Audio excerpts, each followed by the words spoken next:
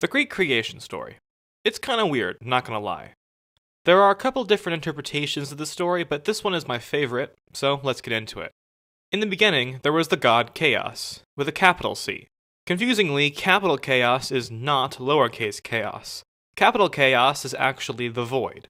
Now, Chaos is very alone because literally nothing exists. So he maybe creates other gods to be his friends. I say maybe because the other gods might have just spontaneously appeared. It's unclear.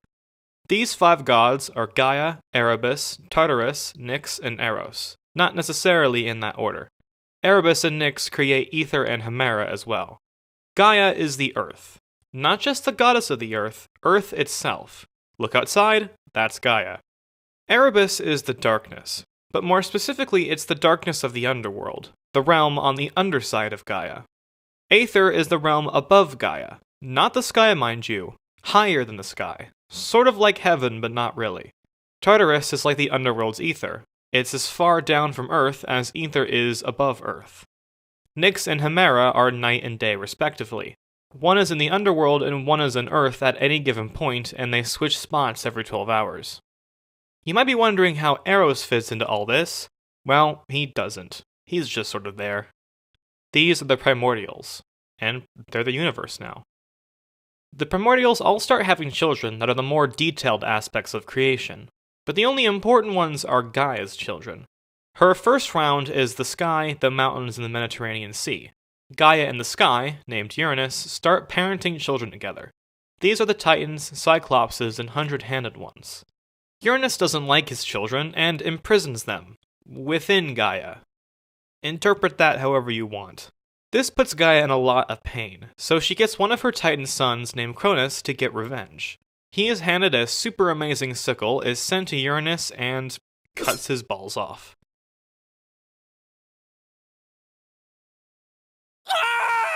Some interpretations say he kills Uranus as well, but the sky is still here, so I don't know about that. Cronus frees his Titan siblings, but not the Cyclopses or the Hundred-Handed Ones. The Titans go off to live in the ether and create the first human race to live on Earth. Yes, I said first. In Greek mythology, there are 5 races of man, and this is the first, called the Golden Age of Man. Cronus becomes ruler of basically the entire universe and gets married to another Titan named Rhea. Cronus hears a prophecy that his children will usurp his power, and he doesn't like that. The smart thing would be to not have sex, but Cronus doesn't do that. Instead, when Rhea has a child, he eats it. Seems like a leap in logic, but whatever. Rhea gets upset that her children are literally being eaten, so she goes to Gaia for help. The plan is to steal the newest born child, which is Zeus, and hide him on Earth. Then give Cronus a stone for him to eat, pretending that it's the baby. You'd think Cronus could tell the difference between a stone and a child, but he can't, and the plan works perfectly. Zeus is raised in secret, and when he grows up, he sets off to defeat Cronus. He sneaks a potion that causes Cronus to vomit up Zeus's siblings, who are not only alive, but fully grown up and perfectly fine, somehow. Zeus and co are called the Olympians, and they declare war on the Titans, but run away immediately so they can get prepared. War plan step 1. Free the Cyclopses and the Hundred-Handed Ones. The Titans never released them from prison, so they want revenge. They join the Olympians without question and forge the magical items the gods use like the lightning bolts and the trident. War plan step 2. Get an army. Remember the 5 races of man? Well, the Titans have the golden race and the Olympians have nothing.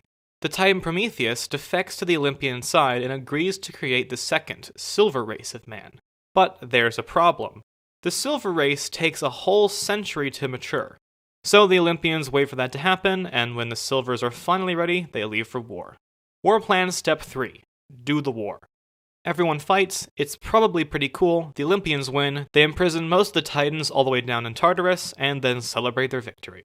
The only sad thing is that both the Golden Race and the Silver Race are completely eradicated in the war. The Golds become spirits on Earth, while the Silvers become spirits in the underworld. The Olympians decide they should probably bring humanity back to life, and Prometheus creates the Bronze Age of Man. However, Zeus and Prometheus get into a lot of fights over what humanity should be like. The fighting gets so heated that Zeus makes the Earth's seasons super harsh. Like, surprise humanity, it's cold now. So Prometheus steals fire from the gods and gives it to humanity.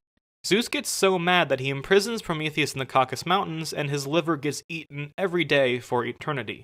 Zeus, still super mad, sends a box of the world's evils to a girl named Pandora. She opens it, and now the world sucks. At around the same time, the Bronze Age of man suddenly becomes super violent for some reason. No one is sure why. I'm blaming Pandora's box and moving on. Zeus decides that the Bronze Age is a general failure and floods it into almost extinction. The few survivors use magic to repopulate the world, and this starts the heroic age of man. This age contains all the Greek heroes and most of the main myths.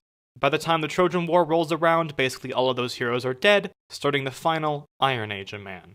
This is the age we are in now. It is defined as people suck, society sucks, the gods abandoned us, we're all gonna die. Wow, what a time to be alive. Notice the gods abandoned us part. This is supposed to explain why the gods were hanging out with the heroes and not us. Why they suddenly bailed is unknown. So, the dates. We know the heroic age is Mycenaean Greece, and the end of this age is the Trojan War, so the Iron Age starts in 1188 BC. The flood that turned the Bronze Age into the heroic age is said by Greek scholars to be around 1500 BC. Past that, though, it's not as simple. The length of the Bronze Age is never stated, but it is implied that the collapse into violence was relatively quick, so it might have been as short as 50 years before the flood destroys them, putting the start date at around 1550 BC. The Silver Age took a century to develop and were killed off instantly in war, so 1 century back puts their start at 1650 BC, and the Titan Olympian War at the end of that from 1560 to 1550 BC. Zeus, assuming he grows up like normal, would have been in hiding for 20 years before he prepared for war, putting his birth at 1670 BC. Cronus had his children pretty quickly after taking over from Uranus, but since Zeus was the last born, I'm going to assume it was 10 years after Uranus that Zeus was born, making Cronus' ascension at 1680 BC. Then another 20 years for Cronus to grow up would put his birth at 1700 BC. Past that, the Primordials could have taken forever to be created, or could have been created instantaneously. So I'm just putting it at 2000 BC so it's all nice and even. Now to put that date into perspective, the unification of Egypt occurred in 3150 BC, a whole millennia before the start of the world. So yeah, this date has problems, but whatever. So the only question left is, why did the gods leave us in the Iron Age? But that's a story for another video.